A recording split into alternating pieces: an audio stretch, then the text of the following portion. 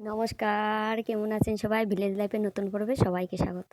বসেছিলাম নারকোল ছাড়াতে, পিঠে বানাবো। তারপর বাবা এসে বলল, দে আমি ছাড়িয়ে দিচ্ছি। তারপর আমি দেখছিলাম বাবা কী করে ছাড়াচ্ছে। আমিও পারি, কিন্তু বাবা ছাড়িয়ে দিচ্ছে।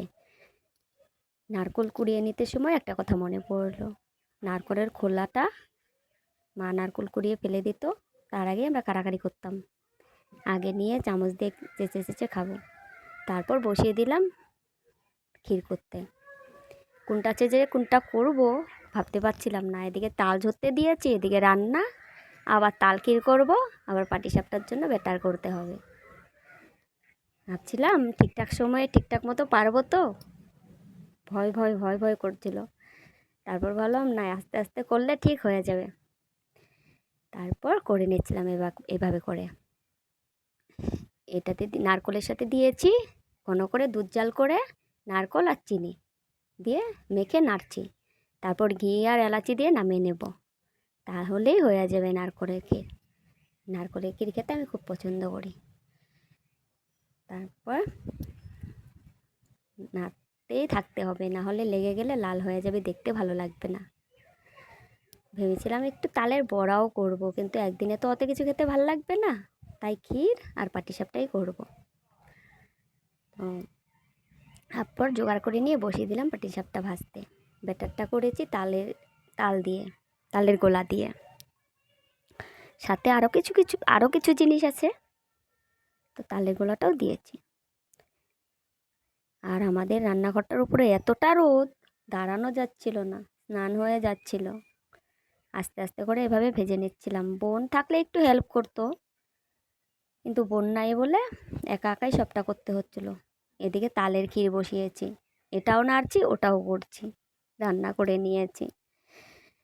তো তালটাকে ভালো করে জাল দিয়ে নিব, তারপর দুধ দেব। চিনি দিয়েছি আর তাল জাল করছি। তো পিঠে করতে আমি খুব ভালোবাসি, রান্না করতেও ভালোবাসি, এগুলো কাজ করতে আমার কোনো অসুবিধে লাগে না। তো তারপর একটু একটু করে পিঠেগুলো ভাজা হয়ে গেল, আলাদা আলাদা করে রেখেছি, একসাথে রাখলে ঘেমে যাবে বলে। প্রত্যেকটা পিঠা নামানোর পর এভাবে তেল দিয়ে নিতে হয়। এই রে ছিঁড়ে গেল তাড়াহুড়ো করতে গিয়ে, ঠিক করে নেব এবার। তারপর পিঠে ভেজে এক জায়গায় যেতে হবে, তার জন্য আরও তাড়াহুড়ো করছি সময়ের মধ্যে যাওয়ার জন্য। তো এইভাবে করে পিঠেগুলো ভেজে ভেজে নামাচ্ছি। আমার মা পারে না, মা পারলে হয়তো একটু হেল্প করতো। তাওয়াটা ডাট নেই বলে একটু অসুবিধে হচ্ছে, এভাবে করে করতে হচ্ছে। ডাট থাকলে একটু সুবিধে হতো। তো পিঠে ভাজতে সবাই পারে কম বেশি, আমি কি কেমন করে বানাই সেটাই দেখালাম। এটাই শেষ পিঠে, এটা হলেই হয়ে যাবে। তো পিঠেগুলো কেমন হয়েছে কমেন্ট করে জানাবেন। তারপর তাল ক্ষীরে দুধ দিয়ে দিলাম। দুধটা অনেক ঘন করে জাল করে রেখেছিলাম, এখন না তার জন্য বেশি আর জাল করতে হবে না, ঠান্ডা হলে থেমে যাবে। আগে তার জন্য দুধটা ঘন করে জাল করে রাখতে হয়। তো তাল ক্ষীরটা নামিয়ে তারপরে ফ্রেশ হতে যাব, কতক্ষণে হবে ভাবছি।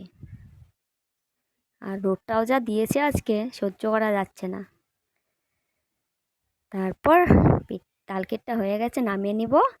এবার ফ্যানের নিচে পিঠেগুলোকে ঠান্ডা হতে দিয়েছিলাম, না হলে ঘেমে যাবে। এবার ভরে নিয়ে চলে যাব। সব রেডি করে নিয়েছি। পিঠেগুলো দেখতে কেমন হয়েছে কমেন্টে জানাবেন।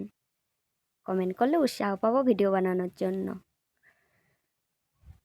তারপর বেরিয়ে পড়লাম। সবাই বলছে পুজোর শপিং করতে যাচ্ছ, আমি বলছি না, কাজ আছে।